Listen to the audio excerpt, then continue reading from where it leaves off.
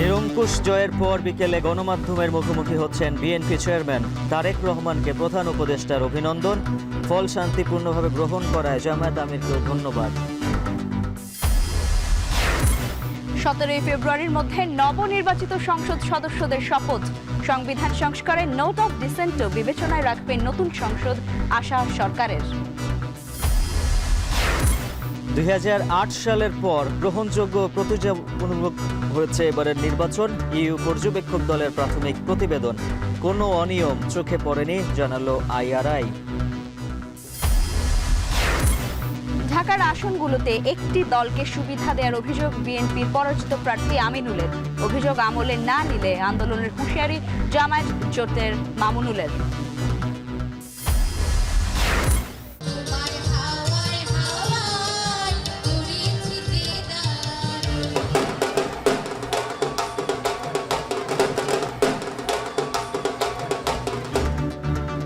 ফাগুনের রঙে ভালোবাসার ছোঁয়া, নতুন রাজনৈতিক আবহে নগর জুড়ে বসন্ত উৎসব উদযাপন। লাল সবুজের বাংলায় নতুন দিনের আশা। বসন্ত মানে আমাদের জীবনকে রাঙিয়ে দিয়ে যায়।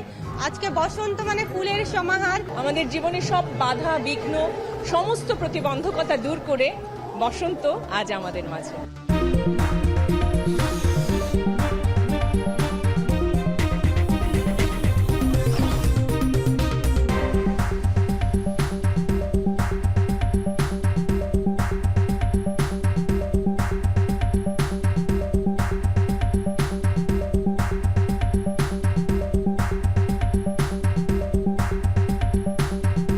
শিরোনাম শুনছিলেন, স্বাগত এখন দুপুরে। শুভেচ্ছা আপনাকে। পুরো আয়োজনের সঙ্গে আছি আমরা দুজন, আমি লাইবা জান্নাত এবং আমি উজ্জ্বল হাফিজ। ত্রয়োদশ জাতীয় সংসদ নির্বাচনে নিরঙ্কুশ জয়ের পর বিকেলে গণমাধ্যমের মুখোমুখি হচ্ছেন বিএনপি চেয়ারম্যান তারেক রহমান। জানাবেন আনুষ্ঠানিক প্রতিক্রিয়া। প্রশ্ন করা হতে পারে সরকার ও মন্ত্রিসভা গঠন নিয়ে। এই নিয়ে আরো জানাতে রাজধানীর হোটেল ইন্টারকন্টিনেন্টাল থেকে যুক্ত হচ্ছেন জাওয়াদ মাহমুদ। জাওয়াদ, বিকেলে গণমাধ্যমের মুখোমুখি হচ্ছেন তারেক রহমান, আমরা জানতে পেরেছি। আর কি তথ্য রয়েছে আপনার কাছে, একটু জানাবেন। লাইভে আপনি যেমনটি বলছিলেন যে ত্রয়োদশ জাতীয় সংসদ নির্বাচনের নিরঙ্কুশ বিজয় নিয়ে সরকার গঠন করতে যাচ্ছে বিএনপি, এবং এই নির্বাচন পরবর্তী গতকাল মধ্যরাতে আমরা দেখেছি যে গেজেট প্রকাশ করেছে নির্বাচন কমিশন, এবং এরপরে আজকে এই 3টার সময় রাজধানীর হোটেল ইন্টারকন্টিনেন্টালে তারেক রহমানের আনুষ্ঠানিক যে প্রতিক্রিয়া সেটি দিবেন এবং গণমাধ্যমে সেখানে তিনি মুখোমুখি হবেন। এবং আপনি একটি বিষয়ে বলছিলেন যে এখানে তারেক রহমান যে সরকার গঠন হবে সেই বিষয়গুলো আর আলোচনা হওয়ার একটি সম্ভাবনা রয়েছে, যদিও গণমাধ্যমের প্রশ্নে নিশ্চয়ই সেগুলো উঠে আসবে। সরকার গঠন কিভাবে হবে বা মন্ত্রী পরিষদ কী ধরনের হতে পারে সেই সব বিষয়গুলো নিয়ে এখানে ধারণা পাওয়া যাবে। যদিও এখন বেলা 2টা বাজে, আনুষ্ঠানিকভাবে সংবাদ সম্মেলনটি শুরু হওয়ার কথা রয়েছে বিকেল 3টার সময়, এবং সে যে প্রক্রিয়া আমরা দেখেছি যে এখানের যে সিকিউরিটির অর্থাৎ নিরাপত্তা নিশ্চিতের জন্য যে কার্যক্রমগুলো সেগুলো এখানে যারা নিরাপত্তা সংশ্লিষ্ট দায়িত্বে রয়েছে তারা করছেন, এবং গণমাধ্যম কর্মীরা বাহিরে অপেক্ষা করছেন। তাদের কিছুক্ষণের মধ্যেই ভিতরে প্রবেশ করার অনুমতি দেওয়া হবে, এবং আমরা এখানে আইন শৃঙ্খলা বাহিনীর সদস্যদের, বিশেষ করে বিজিবি সদস্য, পুলিশ সদস্য এবং অন্যান্য যারা আইন শৃঙ্খলা বাহিনীর সদস্য যারা রয়েছে তাদের এখানে দেখেছি, এবং বিএনপির চেয়ারম্যানের নিরাপত্তার দায়িত্বে যারা রয়েছে CSF তাদেরকেও আমরা দেখেছি ভিতরে প্রবেশ করতে, এবং তারা এখন সামগ্রিকভাবে এখানে যে নিরাপত্তা নিশ্চিতে সেখানে কাজ করছে। এখানে এই সংবাদ সম্মেলনে তারেক রহমান যেমন কথা বলবেন, পাশাপাশি এখানে বিএনপির স্থায়ী কমিটির সদস্যরা উপস্থিত থাকবেন, বিএনপির জ্যেষ্ঠ নেতাদের পাশাপাশি গুরুত্বপূর্ণ ব্যক্তিবর্গ এখানে উপস্থিত থাকার কথা রয়েছে। এবং আজকে আমরা দেখছি যে ইতিমধ্যেই বাইরে দেশি বিদেশি বেশ অনেকগুলো গণমাধ্যমই দেখছি তারা এই সংবাদ সম্মেলনটির জন্য অপেক্ষা করছে, তারা ভিতরে প্রবেশ করবেন সেটি বলার চেষ্টা করছিলাম। এবং তারেক রহমানের মন্ত্রিসভা কী ধরনের হবে সেটি হয়তোবা এখান থেকে ধারণা পাওয়া যাবে। সরকার কিভাবে গঠন করা হবে বা শপথের একটি বিষয় রয়েছে, যেহেতু শপথ আসলে কিভাবে হবে বা কখন হবে সেই বিষয়টিও আসলে এই সংবাদ সম্মেলনের মধ্য দিয়ে উঠে আসতে পারে বলে ধারণা করা হচ্ছে, বা সাংবাদিকরা নিশ্চয়ই সেই বিষয়গুলো জানতে চাইবেন, তিনি বলবেন। এবং দলের প্রতিক্রিয়া যদিও বিচ্ছিন্নভাবে আমরা দেখেছি যে বিভিন্ন জ্যেষ্ঠ নেতা যারা রয়েছেন তারা দিয়েছেন বিজয় পরবর্তী তাদের প্রতিক্রিয়া গণমাধ্যমে জানিয়েছেন, কিন্তু দল হিসেবে বিএনপি তাদের আনুষ্ঠানিক প্রতিক্রিয়া এখনও দেয়নি। সেই প্রতিক্রিয়াটা যেটি বলছিলাম যে মধ্যরাতে যেহেতু গেজেট প্রকাশ হয়েছে, প্রধান উপদেষ্টা অভিনন্দন জানিয়েছেন, বিভিন্ন দেশি বিদেশি রাষ্ট্রদূতরা, রাষ্ট্রপ্রধানরা অভিনন্দন জানিয়েছেন তারেক রহমানকে। তারা এই তারেক রহমানের এই বিজয়কে তারা ওয়েলকাম করেছেন। সামগ্রিকভাবে দল থেকে যে বিএনপির যেই বার্তা বা তারা দলীয়ভাবে যে বার্তাটি দেওয়ার জন্যই মূলত আজকে এই সংবাদ সম্মেলনটি ডাকা হয়েছে এবং সামগ্রিকভাবে বিএনপি কিভাবে সরকার গঠন করবে, তার মন্ত্রিসভার আকার কেমন হতে পারে, সেই ধারণাটিও বলা হচ্ছে যে আজকের এই সংবাদ সম্মেলন থেকে পাওয়া যাবে। এই ছিল এখন পর্যন্ত বেলা 3টায় হোটেল ইন্টারকন্টিনেন্টালে তারেক রহমানের যে সংবাদ সম্মেলন ডাকা হয়েছে তার সবশেষ খবর। লাইবা। ধন্যবাদ আপনাকে। দর্শক, ত্রয়োদশ জাতীয় সংসদ নির্বাচনে নিরঙ্কুশ জয়ের পর আজ বিকেলে গণমাধ্যমের মুখোমুখি হচ্ছেন বিএনপি চেয়ারম্যান তারেক রহমান। আর তারই খবর জানাচ্ছিলেন আমাদের সহকর্মী জাওয়াদ মাহমুদ। ত্রয়োদশ সংসদ নির্বাচনে বিপুল সংখ্যাগরিষ্ঠতা নিয়ে জয়লাভ করায় বিএনপি চেয়ারম্যান তারেক রহমানকে শুভেচ্ছা ও অভিনন্দন জানিয়ে বার্তা দিয়েছেন অন্তর্বর্তী সরকারের প্রধান উপদেষ্টা ডক্টর মোহাম্মদ ইউনূস। ফলাফল মর্যাদাপূর্ণ ও শান্তিপূর্ণভাবে গ্রহণ করায় জামায়াত আমির ডাক্তার শফিকুর রহমানকেও ধন্যবাদ জানান তিনি। শনিবার একবার অভিনন্দন বার্তায় তারেক রহমানের উদ্দেশ্যে প্রধান উপদেষ্টা বলেন, গণতান্ত্রিক উত্তরণের ঐতিহাসিক প্রক্রিয়ায় জনগণের এই সুস্পষ্ট রায় দেশের সাংবিধানিক ও গণতান্ত্রিক ধারাবাহিকতায় গুরুত্বপূর্ণ মাইল ফলক হয়ে থাকবে। রাষ্ট্র পরিচালনার গুরু দায়িত্ব পালনের ক্ষেত্রে প্রজ্ঞা ও গণতান্ত্রিক মূল্যবোধের আলোকে এগিয়ে যাওয়ার আহ্বান জানান তিনি। সাবেক রাষ্ট্রপতি জিয়াউর রহমানের আদর্শ ও সাবেক প্রধানমন্ত্রী বেগম খালেদা জিয়ার আপসহীন নেতৃত্বের কথাও স্মরণ করেন প্রধান উপদেষ্টা। ডাক্তার শফিকুর রহমানকে দেওয়া বার্তায় প্রধান উপদেষ্টা বলেন, তিনি আশা করেন বাংলাদেশ জামায়াতে ইসলামী একটি গঠনমূলক ও দায়িত্বশীল বিরোধী শক্তি হিসেবে জাতীয় সংসদ ও রাজনৈতিক অঙ্গনে সক্রিয় ভূমিকা পালন করবে। এছাড়া এনসিপি প্রধানকে দেয়া বার্তায় উল্লেখ করেন, জুলাই অভ্যুত্থান থেকে উঠে আসা এনসিপির প্রথম নির্বাচনে 6টি আসনে জয় বড় সাফল্য।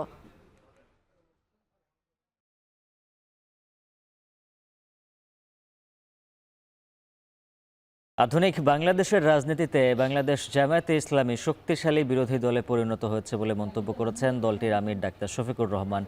৭৭টি আসন নিয়ে সংসদীয় উপস্থিতি প্রায় 4 গুণ বাড়িয়েছে দলটি। ত্রয়োদশ জাতীয় সংসদ নির্বাচনের হার ধাক্কা নয়, এটি একটি ভিত্তি বলেও মন্তব্য করেন তিনি। শুক্রবার নিজের ভেরিফাইড ফেসবুক পেজের এক পোস্টে এমন মন্তব্য করেন জামায়াত আমির। এদিকে শনিবার দুপুরে আরেকটি পোস্টে আসন্ন সরকারের প্রতি স্পষ্ট বার্তা দিয়ে জামায়াতের আমির বলেন, জনগণের ম্যান্ডেট কোনো লাইসেন্স নয়, এটি একটি শর্তযুক্ত আমানত। এই আমানতের মূল শর্ত আইন শৃঙ্খলা রক্ষা, সবার জন্য সমান সুরক্ষা নিশ্চিত করা এবং রাজনৈতিক পরিচয় নির্বিশেষে প্রতিটি নাগরিকের নিরাপত্তা প্রদান।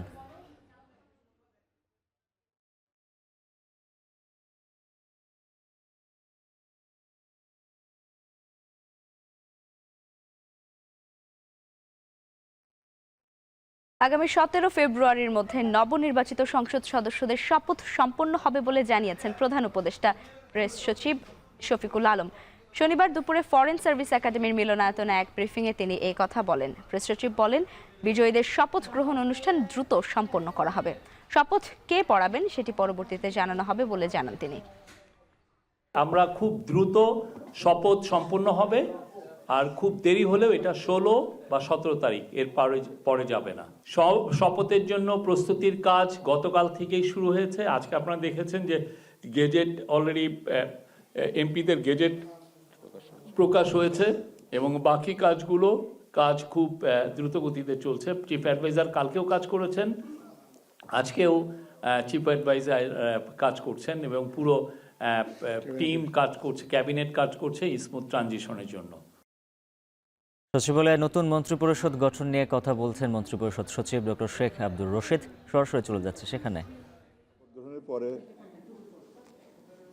বিভিন্ন এই নির্বাচনে অংশগ্রহণকারী দল তাদের নিজস্ব সংসদ সদস্যদের নেতা নির্বাচন করবেন এবং এই যিনি সংখ্যাগরিষ্ঠ সদস্যদের নেতা হিসেবে যিনি নির্বাচিত হবেন তিনি মহামান্য রাষ্ট্রপতির কাছে তার তখন এই ঘটনাটি জানিয়ে দেবেন যে তিনি সংখ্যাগরিষ্ঠ সদস্যের আস্থাভাজন। মহামান্য রাষ্ট্রপতি তখন তাকে নিয়ম অনুযায়ী প্রধানমন্ত্রী পদে নিয়োগের জন্য অফার করবেন বা নিয়োগ দান করবেন। এরপরে একটা সুবিধাজনক সময় নির্ধারণ করে সেই সময় শপথ গ্রহণ অনুষ্ঠিত হবে। আমরা আশা করছি এটা আগামী 3 দিন বা ম্যাক্সিমাম 4 দিনের মধ্যে এটা সব হয়ে যাবে আশা করছি। এর চাইতে আর কিছু বলবো। কোন তারিখটাকে সামনে রেখে আপনাদের প্রস্তুতিটা কোন তারিখকে ঘিরে সম্ভাব্য তারিখটা? আমাদের প্রস্তুতি যদি নিয়ম অনুযায়ী যদি আমাদেরকে বলা হয় যে আগামীকাল বা পরশু, সেটাও আমাদের প্রস্তুতি আছে। আবার যদি বলা হয় না আমরা ওই 3 দিন পর হবে, সেটারও প্রস্তুতি আছে। এটা যতক্ষণ জানা না যাবে ততক্ষণ তো আমরা বলতে পারবো না আমাদের প্রস্তুতি কোন দিনের জন্য। এই সিদ্ধান্ত কি হয়েছে স্যার? সচিবালয়ে কথা বলছিলেন মন্ত্রিপরিষদ সচিব ডক্টর শেখ আব্দুর রশিদ। সরাসরি ছিলাম সেখানে। জাতীয় নির্বাচনের চেয়ে গণভোটের শতাংশ বেশি। গণভোটের মধ্য দিয়ে যে জনরায় প্রকাশিত হয়েছে, আগামী সংসদ সেটি সমন্বয় করবে বলে প্রত্যাশা করেছেন ঐক্যমত্য কমিশনের সহসভাপতি ডক্টর আলী রিয়াজ। সকালে ফরেন সার্ভিস একাডেমিতে এক প্রেস ব্রিফিংয়েও তিনি আরও বলেন, গণভোটের বিষয়টি গণতান্ত্রিক। সব রাজনৈতিক দলের জুলাই সনদ নিয়ে নৈতিক ও রাজনৈতিক দায়বদ্ধতা রয়েছে বলেও মত তার। বিএনপি সংস্কারের পক্ষে ঐকমত্য কমিশন মনে করে তারা এই ধারা অব্যাহত রাখবে।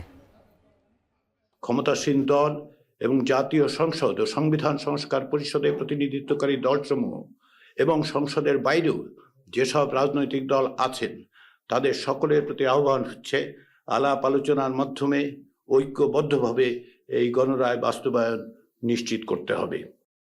ত্রয়োদশ জাতীয় সংসদ নির্বাচনের পর নির্বাচন সংশ্লিষ্ট অনিয়ম ও অসঙ্গতি নিয়ে অভিযোগ তুলেছে ঢাকার কয়েকটি আসনের হেরে যাওয়া প্রার্থীরা।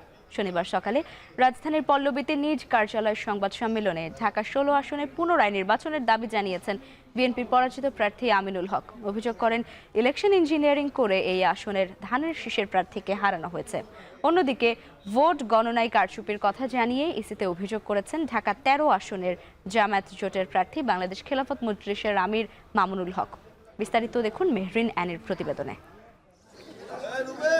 12 ফেব্রুয়ারি অনুষ্ঠিত ত্রয়োদশ জাতীয় সংসদ নির্বাচনের পর নির্বাচন সংশ্লিষ্ট অনিয়ম ও অসঙ্গতি নিয়ে অভিযোগ তুলেছে ঢাকার কয়েকটি আসনের হেরে যাওয়া প্রার্থীরা। শনিবার সকালে রাজধানীর পল্লবীতে নিজ কার্যালয় সংবাদ সম্মেলনে ঢাকা 16 আসনে পুনরায় নির্বাচনের দাবি জানিয়েছেন ওই আসনের বিএনপির পরাজিত প্রার্থী আমিনুল হক। অভিযোগ করেন, ইলেকশন ইঞ্জিনিয়ারিং করে এই আসনের ধানের শীষের প্রার্থীকে হারানো হয়েছে। ইঞ্জিনিয়ারিং মাধ্যমে কিভাবে আমাকে হারানো যায় সেই ব্যবস্থা তারা করেই একদম সরকারি মদদে তারা এই কাজগুলো করেছেন, যাতে টার্গেট করে আমাকে হারাতে হবে, এইভাবে তারা এই জিনিসগুলো করেছেন। নির্বাচন কমিশন এবং রিটার্নিং কর্মকর্তার বরাবর আমরা চিঠি দিয়েছি যে ভোট পুনর্গণনা করা হোক, পাশাপাশি পুনর্গণনা না হওয়া পর্যন্ত এটার গেজেট স্থগিত করা হবে এবং আমি পুনর্নির্বাচন চাই।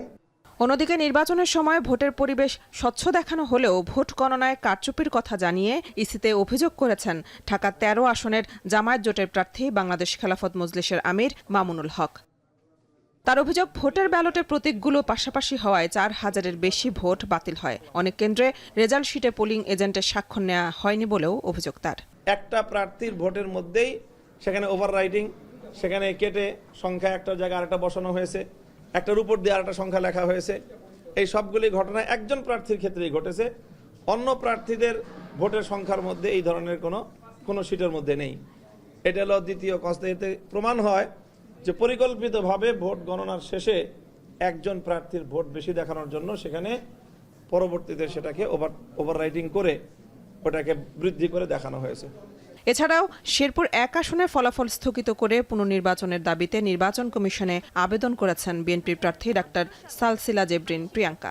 ইসিতে আমি অলরেডি এই ফলাফল স্থগিতের জন্য আবেদন করেছি এবং পুনর্নির্বাচন আমি দাবি করি একটি কারণে, আমার শেরপুরের ভোট ঠিক মতন হয়নি। মেহরিন অ্যানি, এখন ঢাকা। 2008 সালের পর এবার সবচেয়ে গ্রহণযোগ্য ও প্রতিযোগিতামূলক নির্বাচন হয়েছে। নির্বাচন পর্যবেক্ষণ শেষে প্রাথমিক প্রতিবেদনে এমন মতামত তুলে ধরেছে ইউরোপীয় ইউনিয়নের নির্বাচন পর্যবেক্ষণ মিশন। সংবাদ সম্মেলনে অংশ নেন ইউর বিভিন্ন দেশের রাষ্ট্রদূত ও ইউরোপীয় পার্লামেন্টের প্রতিনিধি দল। পর্যবেক্ষণে তারা বলেন, দারুণ প্রতিযোগিতা হয়েছে, যেখানে নির্বাচন কমিশনের ভূমিকা ছিল নিরপেক্ষ। তবে জুলাইয়ের সামনে থাকা নারীদের নির্বাচনী প্রতিযোগিতায় হেরে যাওয়াকে দুঃখজনক বলছেন তারা। নির্বাচনী প্রচারণার সময় নারীদের উপর হামলাসহ 27টি জেলার 200 জায়গায় হামলার অভিযোগ লিপিবদ্ধ করা হয়েছে বলেও জানান তারা।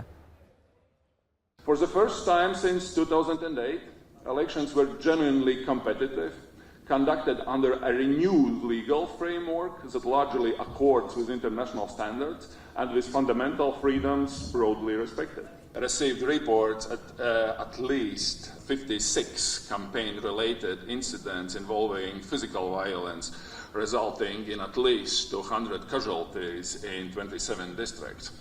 Episodes of intimidation and harassment of campaigners, particularly women, and attacks on property were also reported to us. Dhaka reporters ইউনিটিতে সংবাদ ইলেকশন অবজারভার্স সোসাইটি জানায় নির্বাচনে আইন শৃঙ্খলা পরিস্থিতি প্রত্যাশার চেয়েও ভালো ছিল। ভবিষ্যৎ নির্বাচনের মানোন্নয়নের জন্য ভোটকেন্দ্র নির্ধারণে আরও পরিকল্পিত হওয়ার আহ্বান করেন তারা। নির্বাচনে অনিয়ম হচ্ছে বা হতে যাচ্ছে এমন কোনো ডকুমেন্টস বা প্রমাণ আমাদের পর্যবেক্ষকরা তারা সবগুলো আসনে ছিল তাদের চোখে আসলে পড়েনি, সেটা আমরা আপনাদেরকে জানাচ্ছি। আমরা প্রিজাইডিং অফিসার এবং পোলিং অফিসারদের কোনো রকম প্রভাব আমাদের পর্যবেক্ষকদের চোখে আসলে পড়েনি। পোস্টাল ব্যালটের সুযোগে দেশের ইতিহাসে প্রথমবার ভোট দিলেন প্রবাসীরা। 5 লাখেরও বেশি প্রবাসী পোস্টাল ব্যালটে ভোট দিলেও যথাসময়ে নির্বাচন কমিশনের হাতে এসে পৌঁছায় 4,98,000-এর কিছু বেশি ভোট। ভোটে অংশ নেওয়ার পাশাপাশি নবনির্বাচিত সরকারের কাছে প্রবাসীদের প্রত্যাশাও অনেক। তবে বিভিন্ন দেশে ভিসা জটিলতা নিরসন সহ মৌলিক সমস্যা সমাধানে নজর দেওয়ার আহ্বান তাদের। বিস্তারিত জানাচ্ছেন কামরুল হাসান জনি। দেশের ইতিহাসে প্রথমবার পোস্টাল ব্যালটে ভোট দিলেন প্রবাসীরা। দেশের অভ্যন্তরে 6.5 লাখের বেশি ও প্রবাসী থেকে ভোট দিয়েছেন প্রায় 5.5 লাখ ভোটার। তবে নির্বাচন কমিশনের প্রাপ্ত 11,65,593 পোস্টাল ব্যালটের মধ্যে যাচাই বাছাই শেষে চূড়ান্তভাবে গ্রহণ করা হয় 10,73,497 জনের ভোট। ভোটে অংশ নেয়ার পাশাপাশি নতুন সরকারের কাছে প্রবাসীদের প্রত্যাশাও অনেক। বিমানবন্দরে হয়রানি বন্ধ করা, অভিবাসন ব্যয় কমিয়ে আনা, প্রবাসী ব্যাংকের ঋণ সুবিধার মতো মৌলিক সমস্যাগুলো সমাধানে জোর দিতে নতুন সরকারের প্রতি আহ্বানও তাদের। এয়ারপোর্টে যখন কোনো প্রবাসী যায় অনেক হয়রানির শিকার হয়। আমি নতুন সরকারের কাছে এটাই প্রত্যাশা করব যাতে এগুলা রোধ করে। প্রবাসী ব্যাংক যদি বলে থাকে সেখানে কিন্তু আমাদের প্রবাসীদের জন্য কোনো ওইভাবে সহজতা পাই নাই। বিমানবন্দরে নানা রকমের হয়রানি, এই নানা রকমের ভোগান্তি হয়ে থাকি, যাতে আমরা এই অসুবিধা থেকে পরিত্রাণ পাই। এছাড়াও বিভিন্ন দেশে শ্রমিক ভিসা নিয়ে জটিলতা রয়েছে। সংকট নিরসনেও কূটনৈতিক সম্পর্ক জোরদারের দাবি তাদের। অনেক প্রবাসী আছে, ভিসার জটিলতা, অনেকের ভিসা পাচ্ছে না, অনেক অবৈধভাবে এখানে বসবাস করছে, তাদের একটা সুরাহ দিকে নজর দিবে। আর মালয়েশিয়া সরকারের সাথে বাংলাদেশ সরকার যে একটা ভালো সম্পর্ক সুসম্পর্ক রয়েছে তা যাতে আরো দৃঢ় গভীর হয়। নির্বাচিত সরকারকে অভিবাদন জানানো রেমিটেন্স যোদ্ধাদের প্রত্যাশা, তাদের জন্য দেয়া ইস্তেহার যথাযথ বাস্তবায়ন করবে নবনির্বাচিত সরকার। কামরুল হাসান জনি, এখন, ঢাকা। চাঁপাইনবাবগঞ্জের চরবাগডাঙ্গা ইউনিয়নে বোমা বিস্ফোরণে 2 জন নিহত হয়েছেন। শনিবার রাতে চরবাগডাঙ্গা ইউনিয়নের ফাটাপাড়া এলাকার কালাম আলীর বাড়িতে এমন ঘটনা ঘটে। স্থানীয়রা জানায় রাতে বিকট শব্দে বিস্ফোরণ ঘটে, যাতে বাড়ির একটি অংশ ক্ষতিগ্রস্ত হয়। ঘটনাস্থলেই 2 জনের মৃত্যু হয়, আহত হন আরও 3 জন। তবে তাৎক্ষণিকভাবে নিহতদের পরিচয় নিশ্চিত হওয়া যায়নি। খবর পেয়ে আইনশৃঙ্খলা বাহিনীর সদস্যরা ঘটনাস্থলে পৌঁছে পরিস্থিতি নিয়ন্ত্রণে আনে। জেলার অতিরিক্ত police super ANM Wasim Firoz জানান, বিস্ফোরণের কারণ ও পেছনের কারা জড়িত থাকতে পারে তা খতিয়ে দেখছেন তারা।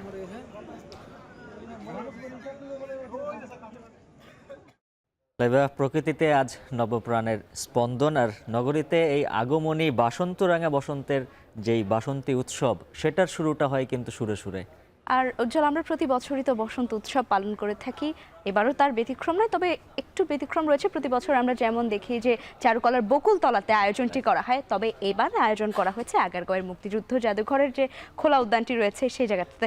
সেখানে বেশ জমকালো একটা আয়োজন হয়েছে। পুরো আয়োজনে ছিল সুরের মূর্ছনা এবং একটা বাসন্তী আবহ। আমাদের সহকর্মী তানজিলা খান মিম একটি প্রতিবেদন বানিয়েছেন, চলুন সেটি দেখে আসি।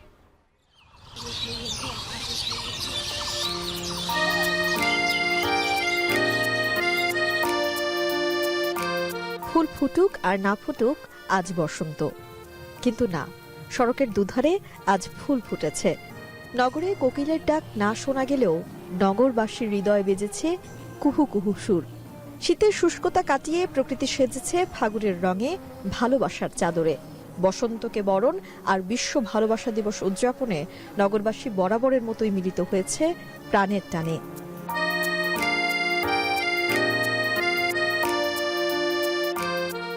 তবে এবছর নির্বাচন পরবর্তী পরিস্থিতি বিবেচনায় নিরাপত্তার স্বার্থে চারুকলার বকুলতলার স্থান পরিবর্তন করে আগারগাঁও মুক্তিযুদ্ধ জাদুঘরের উন্মুক্ত স্থানে আয়োজন করা হয় বসন্ত উৎসব 1432।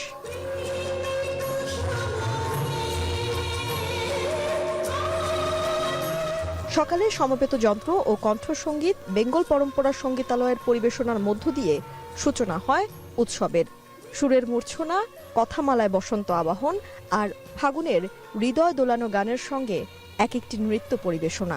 এ যেন এক টুকরো অসাম্প্রদায়িক বাংলার চিরাচরিত দৃশ্য।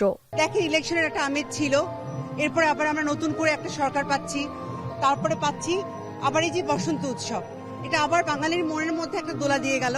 এবং সুন্দরের মধ্য দিয়ে মানুষ মানুষের কাছে আসবে, মানুষের ভেতরে সৌন্দর্য বোধটা জেগে উঠবে।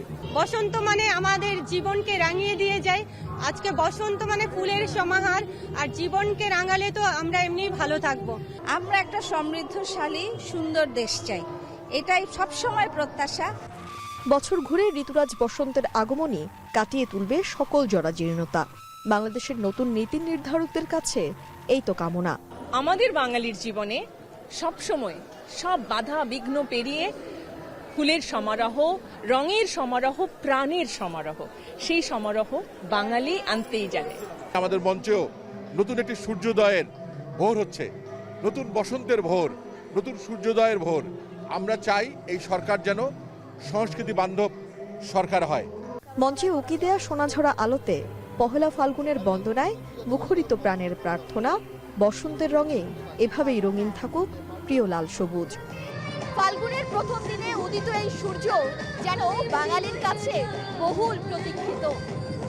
ঋতুরাজ বসন্তকে বরণ করে নেয়ার এই উৎসব তারই স্বাক্ষর।